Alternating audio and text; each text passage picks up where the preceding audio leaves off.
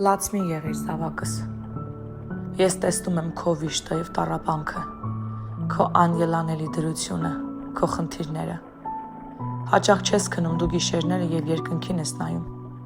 սպասում ես, թե որտեղից կգա քո օգնությունը, քո օգնությունը երկնքից պիտի գա, հիշում ես Հագարը նույն վիճակի մեջ էր, բայց ես նրան տեսա անապատի մեջ, որովհետև ես քեզ տեսնող Աստված եմ, վեր կաց զավակս, սրբիր արցունքներդ և կանգնիր իշխանությամբ, որովհետև ես ամենատես եմ և արագահաս եմ, կանգնիր իշխանությամբ, որովհետև ես քեզ հետ եմ մինչև աշխարհի վերջը, նույնիսկ հայրդ և մայրդ էլ քեզ լքեն, ես քեզ երբեք չեմ լքի։ Շնորհակալ ենք Տեր, եկեք մենք աղոթենք, Հայր Աստված, շնորհակալ ենք քեզ, որ դու միշտ մեզ հետ ես,